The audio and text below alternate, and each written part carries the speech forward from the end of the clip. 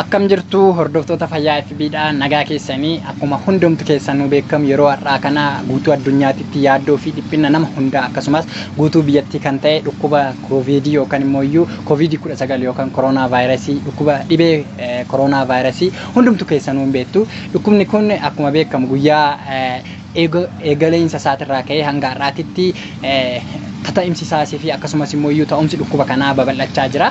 Dhukkubni kun akkuma ta'umsi isaa baay'achaa deemuun lubbuu dabarsuun isaallee amantaan isaa dabalaa deema. Lakkoofsi guyyaa guyyaadhaan lubbuun namaa darbullee akkasuma guyyaa guyyaadhaan dabalaa deemaa jira. Sababa kanaatiif akka guutuu addunyaatti yaaddoo fi dhiphina ta'ee jira jechuudha. Sababa kanaatiif biyyoonni garaagaraallee wanta garaagaraa tarkaanfilee garaagaraa yeroo har'aa kana fudhachaa jiru. Tarkaanfilee isaan fudhachaa jiran keessaa tokko namni hundumtuu akka mana keessaan baane yeroo hundumaa mana keessa yuunivarsiitiileen garaagaraa bakkee namoonni itti walitti ba'atan kaaffee wantoonni garaagaraa akka cufaman godheera jechuudha. Kunniin immoo akkuma guutuu biyyattiitti wanta garaagaraa dhiibbaa garaagaraatiif addunyaa tana saaxileera. Dhiibbaalee sanniin keessaa dhiibbaa dinagdee, dhiibbaa hawaasummaa yookaan walitti dhufeenya akkasumas dhiibbaa nageenyaa fi dhiibbaa fayyaa irratti fidaa jira jechuudha.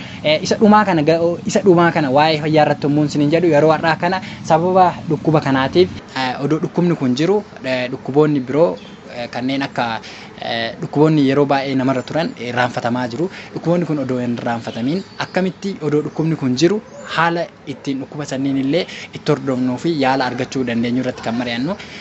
Akkuma beekamu dhukkubni yeroo baay'ee namarra turan fakkeenyaaf dhukkuba akka sukkaaraa, dhukkubni akka dhiibbaa dhiigaa fi kana fakkaatan yeroo baay'ee hordoffii fi yaala barbaadu. Yaala kanaa fi hordoffii kana akkamitti akka gochuu barbaadnu namoonni baay'een yeroo kanatti bitaa itti galeera jechuudha. Kanaafiyyuu yeroo ammaa kanatti yeroo dhukkubni hamaan kun jiru kanatti dhukkuboota kanneen odoo hin dagatiin akkaataan ittiin dhukkuboota kanneen illee hordofuu fi yaala itti argachuu dandeenyu haalli baay'een jiraatullee isaan keessaa muraasinitti himuudhaaf tokkoffaa yeroo dhukkubni kun jirutti yeroo akkuma beekamu mana yaalaa deemuun rakkisaadha. Konkolaataa argachuun baay'ee rakkisaadha. Mana yaalaas ega deemtanii booda tajaajilli isiniif dhukkuboota kanaaf kennamu baay'ee rakkisaadha. Dhukkuba kanaafillee sababa dhukkuba kana hin arganna jettanii sodaattaniifis dhukkuba koronaa jedhamu kana argachuun qabamuu danda'e dhukkuba kanaaf jettanii waan yaaddaniif mana yaalaas deemuu dhiisuu dandeessu jechuudha. Akkuma beekamus hospitaalonni baay'ee fi ogeessonni fayyaa hundumtuu kan jechaa jiranillee dhukkuboota baay'ee saffisaa fi hamaan ta'een ala gara dhukkuboota kanniiniif gara mana yaalaa akka dhufuu hin qabne kan eeraa jiranii. Kanaafiyyuu yeroo dhukkuba kanneen akkamitti akkaataa sa'aatii kanatti yeroo kanatti akkamitti dhukkuboota kana yaaluu dandeenya kan jedhuuf inni jalqaba inni guddaan ogeessota fayyaa keenya wajjin sirriitti mari'achuudha.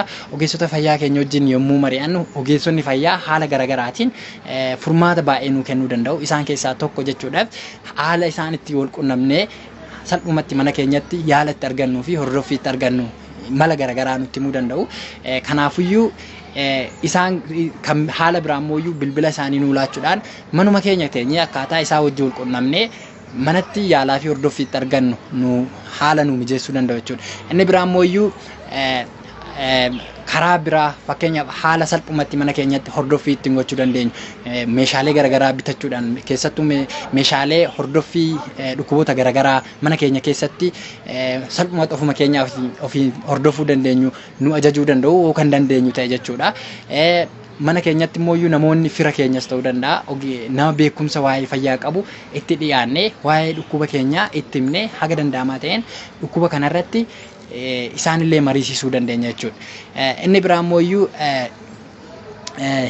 yoo naannoo keenyatti manni yaalaa xixiqqoon kan namni ittiin baa'anne salphumatti immoo yeroo muraasa keessatti gahuu dandeenyus jira taanaan achi deemuu dandeenya jechuudha. Maaliif hospitaala gurguddaa fi mana yaalaa gurguddaatti akkuma duratti isiniin jedhee sababa garaagaraatiif yaala kana nuu kennuu dhiisuu danda'u waan ta'eef bakka namni ittiin baa'anne hospitaala yookaan immoo mana yaalaa xiqqoo naannoo keenyatti argamus deemnee yaala kanaa fi hordoffii kana gochuu dandeenya jechuudha. Humna keenya ol yoo nuti ta'e carraa isa sadaffaa irratti.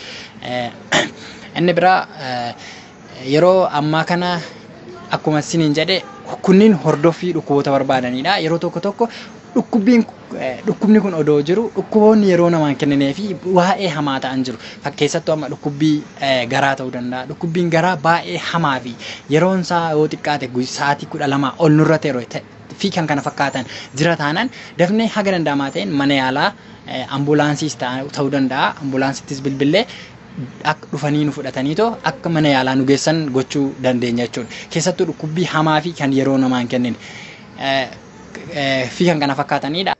Walumaa galatti namoonni sababa dhukkuba koronaa vaayirasii yookaan COVID-19 kanaaf jedhaniitoo dhukkuboota biroo kanneen hamaa fi yeroo namaa hin kennine dagachuun qaban jechuudha. Kana yommuu jedhu dhukkuboleen yeroo namaa hin kenninee fi hamaa ta'an kunniin baay'ee ta'uu danda'u. Isaan san keessattuu warroonni kana dura dhukkuba yeroo dheeraa namarra turan yookaan dhukkuba turoo jedhaman qaban isaan sunniin ogeessa fayyaa isaanii wajjin mari'achuudhaan qoricha gahaa yeroo dheeraadhaaf turu haga danda'amaa ta'een yeroo dheeraadhaaf turu fudhachuu qabu. Akkasumas immoo qorichi isaanii yoo kan jalaa dhumu ta'e haala ittiin ogeessa fayyaa isaanii wajjin mari'atanii qoricha san ittiin bitatanis haala mijeeffachuu qabu jechuudha. Akkasumas qoricha haala ogeessi fayyaa isaanii ittiin ajajeen haala sirrii ta'een qoricha akkaataa ogeessi fayyaa jedheen seeraan fayyadamuu qabu jechuudha.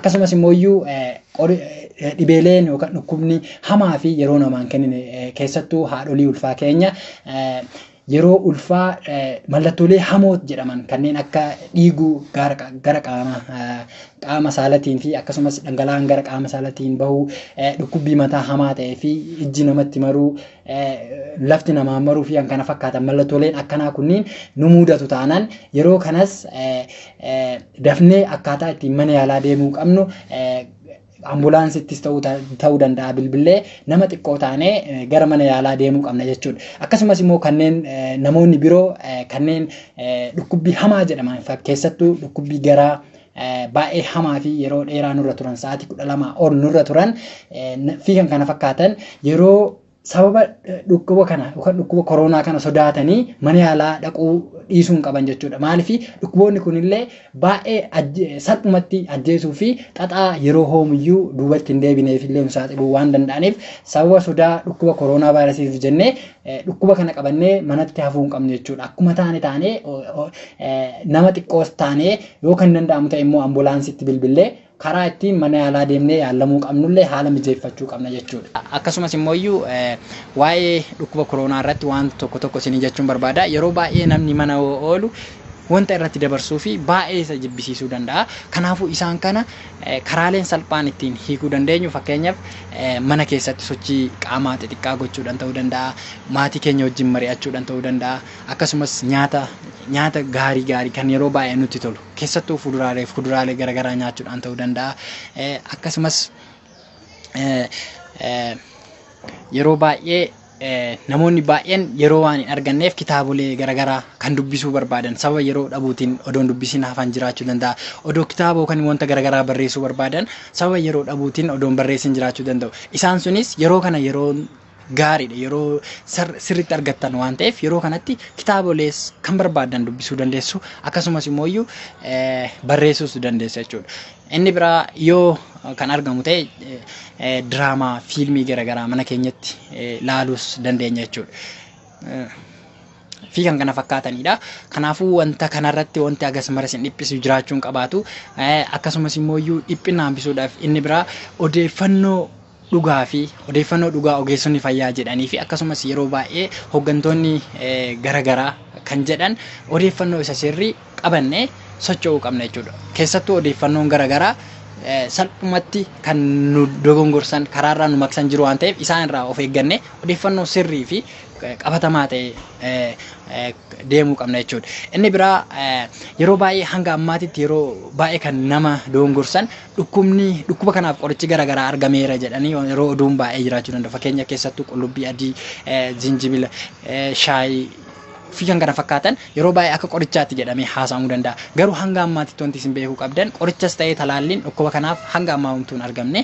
Kanaafuu isin wanta of amansiisuu qabdan wantoota amma isin hin jenne zinjibila, qullubbii adii, shaayii kunniin fayyadamuun gaariidha. Maaliif dandeettii dhukkuba ittisuu qaama keenyaa dabaluu danda'u waan ta'eef dhukkuboota biraafuu akka hin saaxilamne isin godhu waan ta'eef isin fayyadu waan ta'eef odoo fayyadamtanii gaariidha. Garuu qoricha dhukkuba kanaa yookaan akka talaallii dhukkuba koronatiitti nu fayyada jettanii of mooksuu fi of dogongorsuun hin qabdan jechuudha. Odeeffannoo akkanaarraallee bilisa ta'uu qabdu jechuudha. Fi kan kana fakkaatanii waan dhaggeeffataniif guddaa galatoomaa. Gaafii soo qabaattan yaada soo qabaattan komentii jalatti nu barreessuu dandeessu. Fayyaa ta'a. Fayyaa uummata keenya.